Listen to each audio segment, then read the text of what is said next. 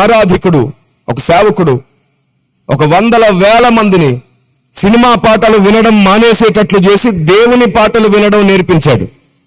First వరకు ఒక మంచి లక్షణం అలవాటైంది. సినిమా పాటల కంటే దేవుని పాటలు కూడా ఏమాత్రం తగ్గవు, మనం దేవుని పాటల్లో కూడా అలాంటి ఆనందాన్ని వెతకొచ్చు అనేటువంటి ఒక డైవర్షన్ అయితే వారికి వచ్చింది. బురదలో వెళ్లకుండా వారు దేవుని సన్నిధిలోనికి వచ్చే ఒక అవకాశం అతని ద్వారా ఏర్పడింది. మన వాళ్ళు బయలుదేరారు. ఇంకా పాటలు పాడే విధానం మీద సినిమా మ్యూజిక్ లాగుంది, అలా ఉంది, ఇలా ఉంది అని చెప్పి తీర్పులు తీర్చేవారు బయలుదేరారు. కానీ వాళ్ళు ఒకటి మర్చిపోయారు, సినిమా పాటలు పాడి సినిమా పాటల్లో మ్యూజిక్లోనే పూర్తిగా మునిగి తేలినటువంటి చాలా మంది యవ్వనస్తులు దాన్ని వినడం మానేసి దేవుని పాటలు పాడడమే కాదు, దేవుణ్ణి ఎక్కువగా ప్రేమించడం కూడా నేర్చుకుంటున్నారు, కన్నీళ్లతో ప్రార్థించడం కూడా నేర్చుకున్నారని మర్చిపోయారు. పైకి కనబడుతున్న పొరపాటును మాత్రమే టార్గెట్ చేశారు, కానీ లోలోన జరుగుతున్నటువంటి ఫలితాన్ని చూడలేకపోయారు. అలాగూ పై రూపాన్ని బట్టి తీర్పు తీర్చేవారు అనేకులు, వేలు చూపును బట్టి తీర్పు తీర్చేవారు అనేకులు. అలాంటి స్వభావం ఒకవేళ మీలో ఇక్కడున్న వారిలో ఉంటే గుర్తుంచుకోండి, మీ దినములు ఈ ముగింపు దినాలలో త్వరగానే ముగియబోతున్నాయి. మీకు తెలుసా, సంఘం త్వరగా సిద్ధపడాలి. ఎప్పుడు ఇంకొకరిని గూర్చి మాట్లాడేవారు ఈ భూమి మీద సాతాను చేత నడపబడబోతున్నారు, ఈడ్చబడబోతున్నారు. వారి ద్వారా అభ్యంతరాలు, శ్రమలు ఎక్కువగా కలుగుతాయి. కాబట్టి ఎవని వలన అభ్యంతరం కలుగున వానికే శ్రమ. నీ నోటి మాట నిన్ను దేవుని దగ్గర దొరకబట్టేస్తుంది, జాగ్రత్త. నీ నోటి మాట నిన్ను దొరికేటట్లు చేస్తుంది. నీ తొందరపాటు స్వభావం, తొందరపాటు ఆలోచన నిన్ను దేవుని దగ్గర చిక్కించుకునేటట్లు చేస్తుంది. నీ మాటలతో నీవే చిక్కుపోతున్నావు, చిక్కుల్లో పడిపోతున్నావు. ఆయన ఇటీవలి కాలంలో తన మానసిక వేదనో లేదంటే కుటుంబ పరిస్థితిలో ఏ వేదనతో తను అలా చేశాడో తెలియదు, కానీ ఇటీవలి కాలంలో తలనీలాలు ఇచ్చుకున్నాడు, మొత్తం వెంట్రుకలంతా తీసేసుకున్నాడు. సంఘంలో చెప్పాడు, నేను ఇలా బాధపడుతున్నాను అని. దాని మీద కూడా ట్రోలింగ్సే, దాని మీద కూడా నిందలే. అతడు మాట్లాడుతూ అన్నాడు, నేను చేసుకున్నానని మీరు ఎవరు చేసుకోకండి, ఇది నా బాధ అని చెప్పుకున్నాడు. దాని గురించి కూడా మాట్లాడడమే. కొన్నిసార్లు మన ప్రాసెస్ ఎవరికి అర్థం కాదు, కానీ ప్రోగ్రెస్ బాగుందో లేదో చూడాలి.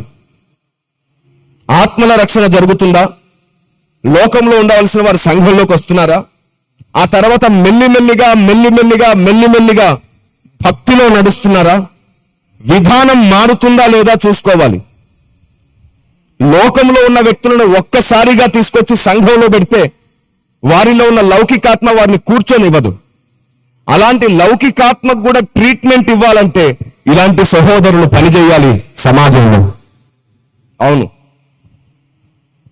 మ్యూజిక్ ఒకటే అడ్డు కాదు. కొన్నిసార్లు మ్యూజిక్ లోకంలో విన్నట్లుగా ఉండొచ్చు, కానీ దాంట్లో ఉన్న సాహిత్యం ప్రజల్ని పట్టుకోవచ్చు. కొంత టైం పడుతుంది, ప్రతిదానికి కొంత టైం పడుతుంది. మనం ఎవరో చేయలేని పనులు చేసే వ్యక్తులని తూలనాడకూడదు. అంతెందుకండి, సినిమా పాటలు పాడేటువంటి కొందరు సింగర్స్ని తీసుకొచ్చి దేవుని పాటలు పాడిస్తే కూడా దాన్ని కూడా విమర్శించారు మన వాళ్ళు. కానీ అలా పాడి కొందరు రక్షించబడి బాప్తిస్మం తీసుకున్నారు, దాన్ని గుర్తించట్లేదు మన వాళ్ళు. గుర్తుంచుకోండి, వ్యభిచారి వచ్చి దేవుని దగ్గర క్షమాపణ అడిగితే ఆయన ఆవిడ్ని కూడా క్షమించారు. మనమైతే అసలు క్షమించే వాళ్ళం కాదు, ఎందుకంటే మనం అందరం ఆకాశం నుంచి ఊడిపడ్డాం. చాలా మంది మనలో చాలా మంది ఆకాశం నుంచి ఊడిపడ్డారు. మనుషుల అపరాధములను మీరు క్షమించిన ఎడల పరలోకపు తండ్రి మీ అపరాధములను క్షమించుననే లేఖనాన్ని జ్ఞాపకం చేసుకుందాం. నేను మళ్ళీ చెప్తున్నాను, రేపు ఉంటావో లేదో గ్యారంటీ లేదు. నీ ఈగో పక్కన పెట్టి, నీ పంతాలు పట్టింపులు పక్కన పెట్టి, దేవుని ఇష్టం, దేవుని చిత్తం భూమి మీద నెరవేరేటట్లు సహనంగా పనిచేయడం నేర్చుకుందాం. నీ సహనం సకల జనులకు తెలియజేయబడాలి. నేను మళ్ళీ చెప్తున్నాను, పరిచర్యలు నానా విధములు, అందరూ ఒకేలాంటి పని చెయ్యరు, అందరూ ఒకేలాంటి పని చేయరు. కొందరు వృద్ధాశ్రమాలు పెట్టి, కొందరు అనాథ శరణాలయాలు పెట్టి సేవ చేస్తుంటారు. వారు ఏమనుకుంటారో తెలుసా, నేను చేసే సేవ కంటే గొప్పది లేదు అని చెప్పి ఇంకొందరిని గూర్చి వాళ్ళు తప్పుడు అభిప్రాయంలో ఉండొచ్చు. తాను చేసే పని కంటే గొప్పది ఏదీ లేదనే భావనలో ఉంటే తప్పకుండా మనలో ఇంకొక లూసిఫర్ లోపట స్వభావంలో పుడుతున్నట్లే. లూసిఫర్లో ఉన్నది గర్వం, నేను చేసేదానికంటే గొప్పది లేదు అని. కానీ భక్తులలో ఉండేది ఏమిటంటే, నేను చేసేదే కాదు, నేను నేర్చుకునేది కూడా చాలా ఉన్నాయి అనేది భక్తుల లక్షణం. అందుకే నేనేమంటానంటే, ప్రతిరోజు నేర్చుకుందాం, ప్రతిరోజు మార్చుకుందాం, మనం భక్తులమైపోతాం.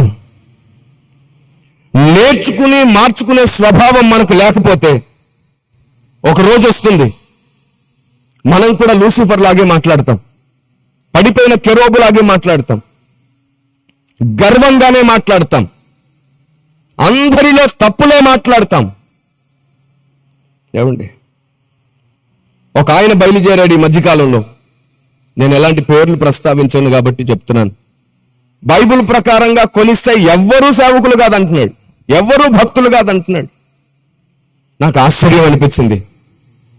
ఇదే కదా లూసిఫర్ స్వభావం, లూసిఫర్ నోరు కూడా అదే కదా. ఇప్పుడు నేను మళ్ళీ చెప్తున్నాను, బైబిల్తో కొలిస్తే ఏ మనిషి కూడా భక్తుడు కాదు లెక్క ప్రకారంగా. కానీ అదే బైబిల్ అందరినీ భక్తుల్ని చేయడానికి కావలసిన కొలతనిచ్చింది. ఆ కొలత చూడలేకపోతున్నారు చాలా మంది. శాస్త్రులు పరిచయాలు ఎలాగైతే కొలిచారో అలాంటి కొలత సరికాదు. ధర్మశాస్త్ర సంబంధమైన నీతితో కొలిస్తే ఎవడు నీతిమంతుడు కాదు. కానీ దేవుడిచ్చిన కృపతో, దేవుని ఆలోచన విధానంతో కొలిచి చూస్తే అనేకుల్ని నీతిమంతులుగా మార్చే అవకాశాలు ఎన్నో కనబడుతున్నాయి. ఒకప్పుడు మనం కూడా మంచివారం కాదు, కానీ కాలక్రమేపీ మనలో చాలా మార్పులు వచ్చాయి. ఒకప్పుడు మనలో చాలా మందికి ఆవేశాలు, కోపాలు ఎక్కువ ఉండొచ్చు. మనలో చాలా మంది మారాం. సాడిస్టు భర్తలు మారారు, దొంగలు మారారు, వ్యభిచారులు మారారు, నరహంతకులు మారారు, సాడిస్టులు. మారడానికో టైం ఉంటుంది, మారనివ్వాలి, మారే వరకు ఎదురు చూడాలి. మనకే తీర్పు తీర్చే అధికారం ఇస్తే జడ్జి గారి ప్లేస్ లో పెడితే మొదటి రోజే ఊరి శిక్ష చేసేస్తావు నువ్వు. దేవుడు ఒక వ్యక్తిని మారడానికి టైం ఇస్తున్నాడు, మనం ఇవ్వం. ఇవ్వకపోగా వాడు మారడు అనేస్తాం. ఎంత తప్పు. సిద్ధాంతపరమైన విభేదాలుంటే, సిద్ధాంతపరమైన పొరపాట్లుంటే వారిని దొంగలు అనేస్తున్నారు చాలా మంది, తప్పుడు బోధకులు అనేస్తున్నారు, తప్పుడు మనుషులు అనుకుంటున్నారు. లేదు, ప్రతి డినామినేషన్లో భక్తులు ఉన్నారు. ప్రతి డినామినేషన్లలోని భక్తులు రాసిన పాటలు ఇప్పటికీ మనం పాడుకుంటున్నాం. ప్రతి డినామినేషన్లో ప్రార్థనా పరులు ఉన్నారు. ప్రతి డినామినేషన్లో పరిశుద్ధాత్మ దేవుని చేత నడిపించబడుతున్న వారు ఉన్నారు. ఇక్కడే చాలా మంది అర్థం చేసుకోలేకపోతున్నారు, అసత్యంలో ఉన్న వ్యక్తులను కూడా ఆత్మదేవుడు నడపడం ఏమిటి అని. మీకు విషయం తెలుసా? అందరూ అసత్యంలో ఏమీ లేరు, కొందరిలో కొన్ని సత్యాలు కూడా ఉన్నాయి. ప్రతి డినామినేషన్లో కొన్ని సత్యాలు ఉన్నాయి, ప్రతి మినిస్ట్రీలో కొన్ని సత్యాలు ఉన్నాయి. అందరూ నేర్చుకోదగిన సంగతులు ఎన్నో ఉన్నాయి. సర్వశక్తిమంతుడైన దేవుడు, తల్లి తండ్రి అయిన దేవుడు ఏం చేస్తున్నాడంటే, తన పిల్లల్లో బలహీనులు ఎవరో బలవంతులు ఎవరో ఆయనకు తెలుసు. బలవంతులను, బలహీనులను మరలా బలపరచడానికి వాడుకుంటున్నాడు. అవును, నువ్వు ఎవరినైతే తప్పుపడుతున్నావో, ఎవరిని కూర్చైతే తప్పుగా మాట్లాడుతున్నావో వారిలో నువ్వు అనుకునే 100% ఏమీ తప్పు లేదు. కొందరిలో 50% రాంగ్ ఉండొచ్చు, కొందరు 50% రైట్ ఉండొచ్చు. ఒక వ్యక్తిలో 10% నీకు మొత్తం తప్పే కనబడుతుండవచ్చు, 90% దేవుని దృష్టికి అనుకూలమైనవే ఉండొచ్చు. ఈ 10 విషయాలను బట్టి తీర్పు తీర్చే అధికారం నీకు లేదు. ఎందుకంటే ప్రతి వ్యక్తిని మార్చడానికి పరిశుద్ధాత్మ దేవుడు ప్రయాసపడుతూనే ఉన్నాడు. ఎదురాడు వారికి కూడా మారు మనసులు ఇవ్వాలనుకుంటున్నాడంట నా దేవుడు. దేవునికి స్తోత్రం కలుగును గాక.